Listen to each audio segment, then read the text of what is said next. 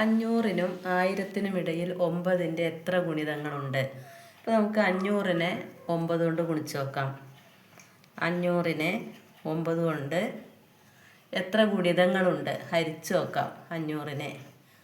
അപ്പോൾ 50-ൽ 9 5, 9 45, ബാക്കി 4, 50-ൽ വീണ്ടും 5, 9 45, ബാക്കി 5, ഇതിങ്ങനെ പോവുകയാണ്.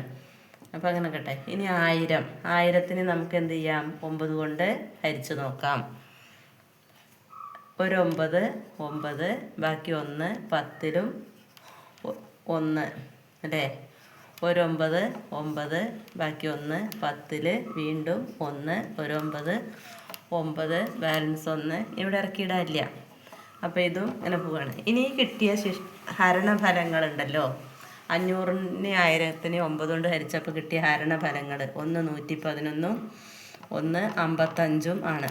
അപ്പോൾ ഇതിൻ്റെ വ്യത്യാസം എത്രയെന്ന് നോക്കുക.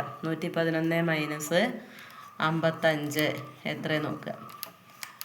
11-ന്ന് 5 പോയ 6, ബാക്കി ഇവിടെ 10, 10-ന്ന് 5 പോയ 5, 56. അപ്പോൾ ഇതാണ് അതിൻ്റെ ആൻസർ. 9-ൻ്റെ 56 ഗുണിതങ്ങളാണ് ഉണ്ടായിരിക്കുക. അതിനെന്താ ചെയ്തത്? 500-നെ 9 കൊണ്ട് ഹരിച്ചു, അപ്പോൾ കിട്ടിയ ഹരണഫലവും 1000-നെ 9 കൊണ്ട് ഹരിച്ചു, അപ്പോൾ കിട്ടിയ ഹരണഫലവും തമ്മിലുള്ള വ്യത്യാസം വലിയ സംഖ്യയിൽ നിന്ന് ചെറിയ സംഖ്യ കുറച്ചു.